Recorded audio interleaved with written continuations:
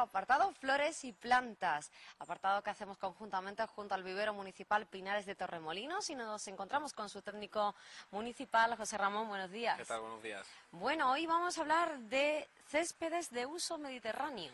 Hoy vamos a hablar porque, bueno, estamos en el otoño y el otoño hay que enfocarlo para que la gente que nos vea entienda de que es una época ideal, es muy parecido a la primavera y por lo tanto los semillados van a ir funcionando tremendamente bien, ¿no? Hay prácticas en la costa mediterránea sobre todo, donde, bueno, hay multitud de tipos de césped. Vamos a intentar centrarnos en los más importantes y vamos a incluir especies que, no siendo mediterráneas, pues se adaptan perfectamente a nuestro clima, teniendo una serie de condicionantes edafoclimáticos controlados, ¿no? Entonces vamos a indicarle a la gente que el otoño, en este caso, el mes en el que nos encontramos, es una época ideal para poder hacer este tipo de prácticas, y vamos a intentar de mostrarles ejemplos prácticos después, con imágenes de prácticas que están haciendo alumnos de la Escuela Taller y cómo funcionan ese tipo de praderas de forma espectacular, evidentemente, pues con esos condicionantes de cultivo que antes comentábamos, como por ejemplo uno fundamental que es el riego, ¿no?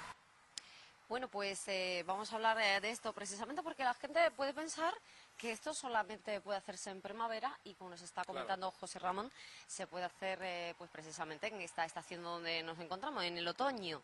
¿Qué condiciones debe cumplir la zona? Vamos a plantar el césped. Bueno, la zona es fundamentalmente, aquí sabemos que tenemos clima muy mediterráneo, en el sentido de que tenemos viento de levante normalmente, hay una humedad relativa en el ambiente que no es totalmente seca, a menos que sople terral. Por eso el otoño sigue siendo una época bastante idónea para hacer prácticas de semillados de césped, y fundamentalmente el condicionante viene en el empleo de las especies que al final van a formar una pradera. Es decir, no tiene mucho sentido en la jardinería mediterránea de la Costa del Sol, concretamente en la del municipio de Torremolinos, pues prácticamente un jardín sin pradera, ¿no? Se me viene a la mente el último parque que se ha inaugurado con gran éxito en Torremolinos, como el Parque de la Batería, donde adquiere sin duda ninguna la idea fundamental es el tapiz verde, ¿no? Y ese tapiz verde se ha hecho concretamente con una especie de clima mediterráneo, que es el kikuyu, que ahora comentaremos. Y bueno, prácticamente no tiene sentido en este tipo de jardinería un jardín hecho sin pradera, ¿no? Por lo tanto, ¿qué se le debe pedir a un buen césped? Evidentemente que aguante el pisoteo, que la gente pueda disfrutar de él encima, que aguante, siga sistemática, es decir, va a someterse a unas labores de mantenimiento donde sin duda ninguna quiere importante importancia la siega. Entonces deben de poder aguantar siega sistemática y por supuesto que sean manejables en teoría fácilmente por los operarios que allí se encuentren, en este caso en mantenimiento, ¿no? En nuestro jardín privado pues exactamente lo mismo, es decir, tiene que ser una especie fácil de manejar, que aguante bien el pisoteo, que aguanten bien la siega sistemática, que sean capaces de formar un tapiz continuo. Es muy importante, es decir, que no se vean calvas. Siempre los clientes vienen buscando, bueno, ¿y qué le pasa a mi césped que no tapiza, ¿no? Es la palabra. No tapiza porque algo está fallando, es decir, o el terreno está muy duro, o no se ha hecho una labor de aireado buena, o hay que resembrarlo, es decir, algo estamos haciendo mal, ¿no? Entonces, quizás ahora pues nos pararemos a analizar qué labores de mantenimiento son las que requiere un césped, que tampoco, por otra parte, las puede hacer cualquiera, teniendo un mínimo de herramientas. Y claro, podemos gozar de ese tapiz verde continuo que tan necesario es en la jardinería, como ya hemos comentado, de la costa mediterránea, ¿no? Bueno, creo que aquí tenemos varios ejemplos, ¿no?, de lo que la gente puede plantar en casa o en ese jardín familiar o en esa zona de parques públicos, por ejemplo. Creo que vienen de diferentes maneras, ¿no? Sí, el formato, es decir, a la hora de instalar un césped, la gente, bueno, ya yo creo ya que sabe que la fundamental es el semillado, pero existen otras dos, ¿no? Una concretamente que se utiliza muchísimo es la reproducción por esqueje, porque hay que tener en cuenta que una de las especies fundamentales en cuanto a uso en la costa mediterránea es el famoso gramón, que es el Stenotaphrus secundatum, que la única forma de reproducción que tiene es vía estolones. También hay otra empresa por ahí que se dedica a poner los estolones enraizados, formar tapices y después hacer tepes para poder venderlos a posteriori. Efectivamente es mucho más cara, pero existe también en el mercado ya a un precio un poco alto, ¿no? En este caso, las tres formas que ya hemos comentado son las fundamentales: semillado, esquejado y por tepes, ¿vale? Por tepes tiene que entender la gente que son una especie de baldosas ya prefabricadas, prehechas, donde viene un trozo de pan de tierra adosado a las raíces de la pradera. Por lo tanto, evidentemente, en cuanto a acabado del jardín, con un tepe pues se queda perfectamente terminado en el día que se instale la pradera. Es la ventaja de tener un jardín terminado el día que se concluya. Pero si tenemos un poco más de paciencia y sabemos las labores de mantenimiento que requiere un césped, podemos, digamos, organizarlo de manera mucho más económica por semillas, ¿no? Entonces, en el mercado, que es lo que aquí en el vivero podemos tener, pues existen variedades puras, envasadas normalmente en formato de kilo. En este caso es el ryegrass inglés. Importante es localizar la pegatina donde se sabe que esta semilla es certificada, es decir, que aquí dentro no va a venir semilla de alpiste mezclada, tiene que tener su sello de garantía, que es el certificado de calidad.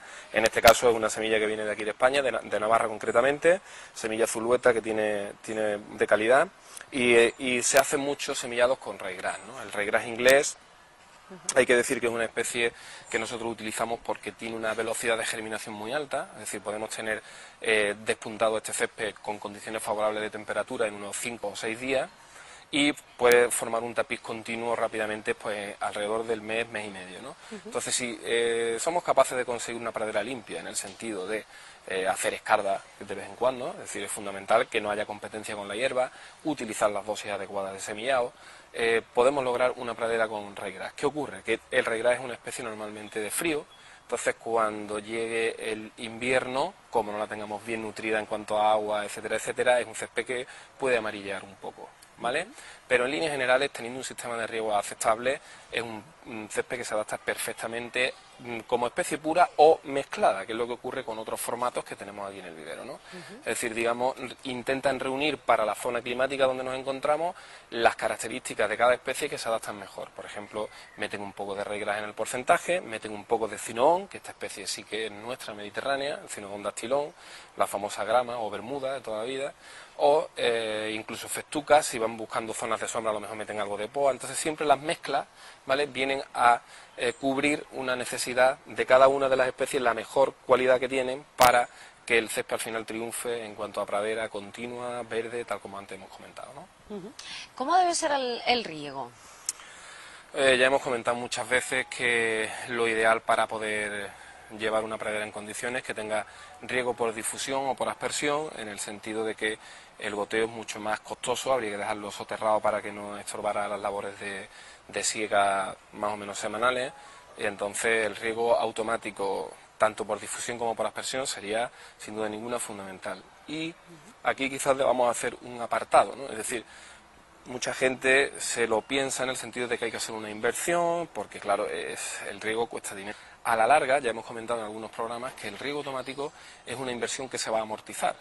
Se gasta muchísima más agua, muchísimas más horas de mano de obra, pagar a un jardinero con una manguera que tú instalar y hacer un desembolso económico de una vez, ¿vale? Aparte el ahorro también de agua que El agua conlleva, ¿no? Eso es indiscutible, es decir, con un sistema de riego por difusores la pradera está regada con 5 minutos al día. Evidentemente el ahorro de agua es totalmente, bueno, vamos, incomparable, ¿no?, con el riego a manguera. Y después las horas de trabajo de un jardinero están mucho mejor aprovechadas en otras tareas que no sosteniendo una manguera. Esto es así de evidente y es la justificación que tiene el riego automático hoy día. ¿Qué ventajas tiene el riego automático además de estas? Pues que hace un riego uniforme, es decir, está poniendo la misma cantidad de agua en todos los puntos del jardín, cosa que no hacemos con una manguera aunque queramos, ¿vale? Por lo tanto, el césped, en teoría, crece igual en todos los puntos del jardín. Si las condiciones de suelo son las que tienen que ser, el riego está cayendo en cada punto la misma cantidad, por lo tanto, el éxito de la pradera en cuanto a ese tapiz entrelazado y continuo que venimos defendiendo, con el riego automático se consigue, con una riego a manguera evidentemente no, ¿no? ¿Qué mantenimiento debemos tener muy en cuenta en cuanto ponemos bueno, pues esta semilla o en diferentes estilos como nos estás comentando?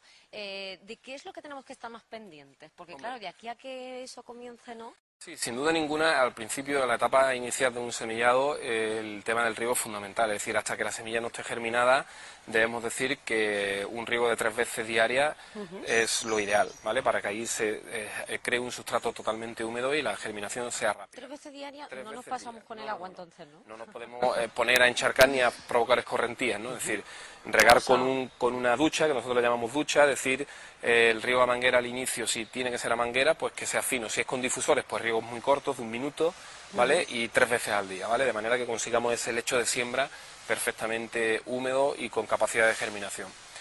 Posteriormente, el riego sin duda ninguna, uno de los más importantes, estaría el tema de al arranque, es decir, en el momento que germine la semilla, podemos contar con un par de centímetros, 3, debemos de hacer el primer tratamiento fitosanitario, y esto no es ni más ni menos que un tratamiento preventivo para hongos, un tratamiento fungicida, y eso lo que nos garantiza es que al germinar ahí no haya podredumbres de cuello y el 100% de lo que estamos semillando agarre, ¿vale?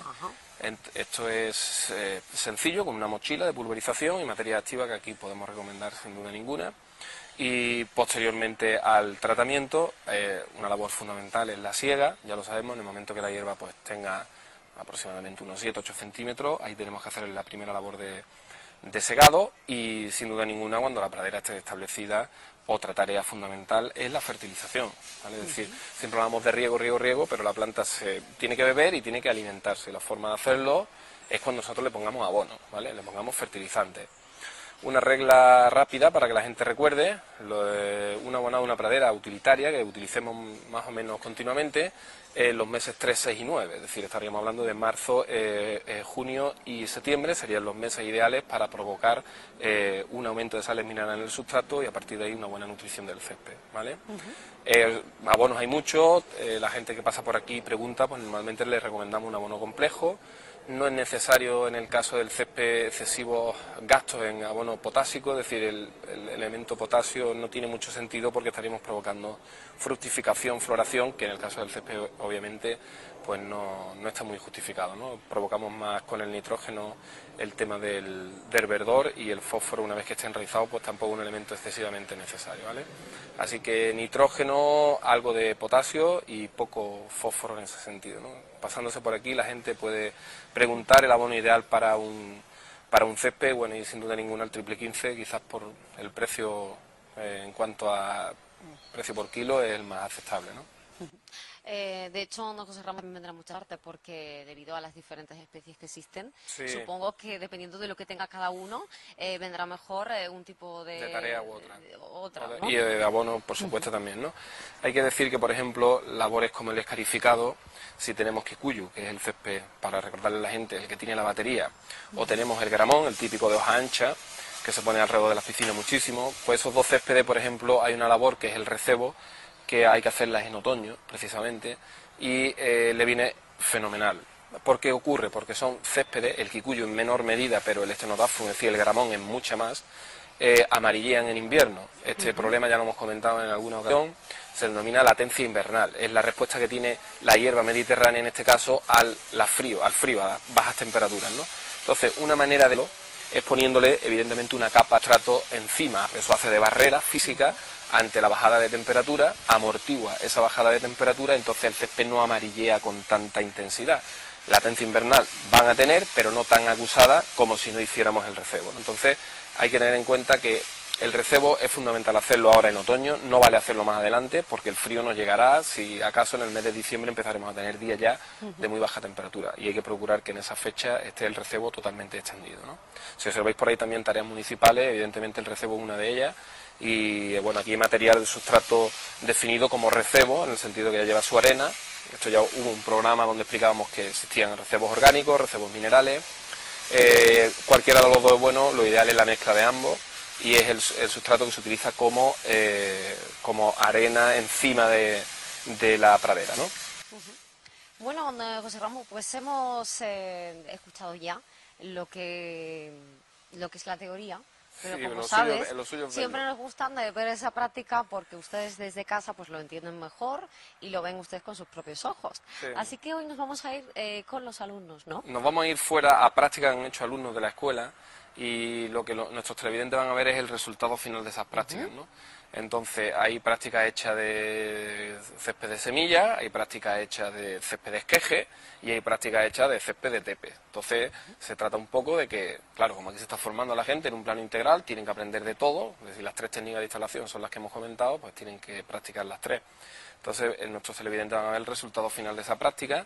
y bueno, siempre lo que tú dices, y más en un campo tan amplio como el de césped, ¿no? Es decir, el césped puede tener cualquiera, pero no es lo mismo tener un césped de calidad como el que vamos a ver a tener un césped mal cuidado, ¿no? Claro. Entonces, como casi siempre en el cuidado de la planta, la calidad va unida a un mantenimiento eficiente, ¿no? Y el mantenimiento eficiente aquí, pues evidentemente los chavales se lo dan día a día, entonces vaya a ver el resultado final de las tres formas de instalar céspedes, ¿no? Bueno, pues si te parece, nos marchamos corriendo Nos marchamos. y enseguida volvemos.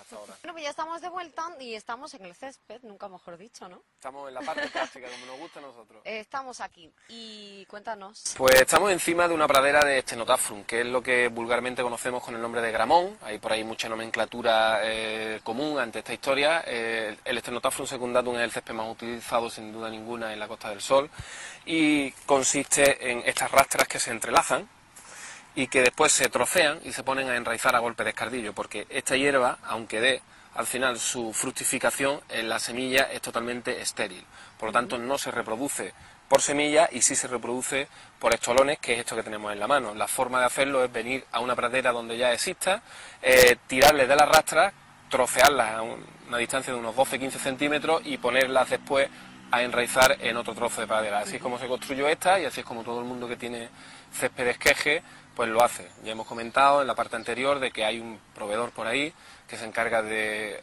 hacer esta operación y después arrancar con una máquina y venderte los tepes a un precio pues como 3 o 4 veces más de lo que vale un tepe normal, ¿no? Digamos que este es el césped más conocido, ¿no? El que más utiliza. Todo el mundo sabe que enraiza de forma muy fácil. Enraiza es verdad mejor siempre en el verano porque evidentemente la temperatura le ayuda, pero en otoño también se puede hacer con la única salvedad de que evidentemente tendremos que estar más atentos a la brotación de malas hierbas, ¿vale? Es decir, en el hueco que deja una rastra de otra, al hacer la plantación ahí no van a crecer malas hierbas que nosotros vamos a retirar a mano, ¿vale? A ser posible.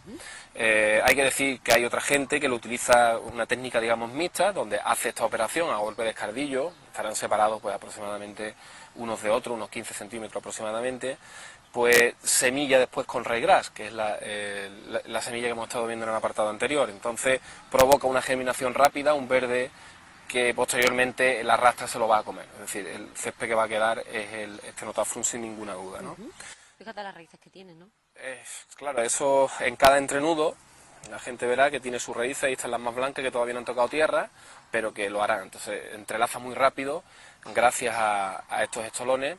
Es un césped muy rastrero, muy vigoroso, no es un césped fino, pero por contra tiene después que aguanta casi todas las puñeterías que le podamos hacer o errores que nosotros podamos cometer en el O mantenimiento. sea que digamos que es duro, ¿no? Claro, es muy duro, muy rústico y el problema que tiene es que entra en latencia invernal. No es un césped deportivo, es decir, no es fino a la hora del tacto con el pie, por ejemplo. La gente no le gusta mucho en muchos casos por este motivo, ¿no? Sí, porque parece que pincha un poco, ¿no? Pero después Rosa nos ofrece una calidad estética en el césped pues muy atractiva, ¿no? Aquí tener en cuenta que aguanta el aprendizaje de muchísima gente y fijaros con qué calidad lo llevan, ¿no?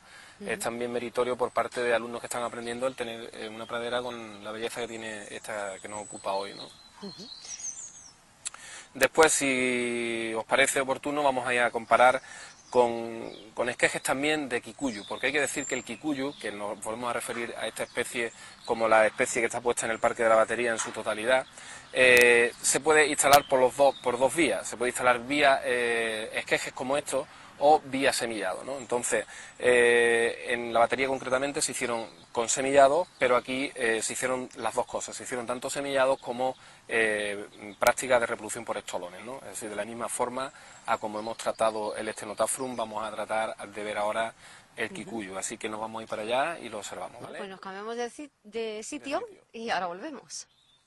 Bueno, pues ya estamos en otra zona y con otro tipo de césped. Exactamente. En este caso estamos sobre una pradera de kikuyu y fijaros cómo se parece enormemente la rastra, ¿vale? A la del Stenotaphrun, a la del gramón. Sin embargo, esta tiene al tacto pelos en la hoja, esta es una más coriácea, más tipo cuero, ¿no? Este césped pues súper voraz, le pasa como al Stenotaphrun, yo diría que algo más, y sin embargo se puede establecer de semillas, ¿vale? Se pueden hacer semillados con kikuyu, ¿vale? Después, a la larga, si no se mantiene, es un césped muy parecido al gramón. La ventaja que tiene el kikuyu es que si el mantenimiento es constante encima, es capaz de formar una pradera súper fina, ¿vale? Es muy rústico, un césped que mantiene el verdor mucho más tiempo que el Stenotaphrus y sin embargo al tacto del pie es un césped mucho más fino si se mantiene bien segado y con sus filos bien hechos, ¿no? Estábamos comentando antes de empezar la grabación de que hay muchos huecos concretamente en esta pradera y es el motivo por el que hay que emplear recebo de otoño en este caso, ¿no? Se rellenará ese hueco y cubriremos con una capa fina toda la pradera de manera que quede protegida de cara a las bajas temperaturas. Así que ya tenemos dos, este Stenotaphrus fue el primero. De raíces igual, es decir, en cada entrenudo, pues igual que el Stenotaphrus tiene en cada entrenudo el kikuyu, ¿vale? Que es el Pennisetum clandestinum, nombre científico, pues tiene lo suyo, ¿no? Y por eso se puede reproducir también por estolones, ¿vale? Así que ya tenemos dos, vamos a por el tercero. Bueno, pues vamos a ver el tercero para que ustedes lo vean también detenidamente. Muy bien. Bueno, y vamos a ver el tercer ejemplo, ¿no, José Ramón? Claro, ya contrasta mucho con lo que hemos visto hasta ahora, porque se trata de césped de semilla. Al tacto la gente puede observar cómo es un césped muy fino. Muy finito. ¿Vale? Donde se debe de resembrar una vez más para que estos huecos calvos no se vean. Entonces, comparativamente con lo que ya hemos visto hasta ahora, pues no tiene nada que ver, ¿no? Claro, aquí sí que se ve la diferencia. Hay que decir que, claro, estamos en un sitio sombreado, donde, claro, aquí entran en juego mezclas de semillas, raigral, la festuca, fundamentalmente poa. Entonces, claro, hay una competencia entre las tres y al final se queda la especie que mejor se adapta a este clima concreto bajo sombra, ¿no? En el caso del Stenotaphrus y el kikuyu esto no sería posible porque ninguno de los dos soportan la sombra bien, ¿no? Algo más el Stenotaphrus que el kikuyu, pero sin duda ninguna el semillado sería bastante interesante bajo condiciones de sombra, ¿vale? Textura distinta, al tacto, incluso al pisoteo, es distinto totalmente a lo que hemos visto hasta ahora, ¿vale? Un césped más delicado, hay que tenerlo más mantenido, pues porque si no está tupido, que es quizá un poco lo que falta en este caso concreto, ¿no? O sea que hay que tener mucho más mantenimiento con ¿no? Las resiembras tienen que estar más a la orden del día y fundamentalmente los tratamientos y el abonado, ¿no? Bueno, pues fíjate qué diferencia, ¿no? Sí, de los totalmente. tres. Cada uno tiene sus particularidades, aunque después forman praderas todos, pero evidentemente es algo más duro esto que la finura que vemos aquí encima en este semillado de raigras, festuca y poa, ¿no? Y por ahí es donde se observa perfectamente la diferencia entre una semilla y otra. Fundamentalmente la mayoría es raigras, pero hay casos por aquí de festuca y la poa es la que queda en poca cantidad, ¿vale?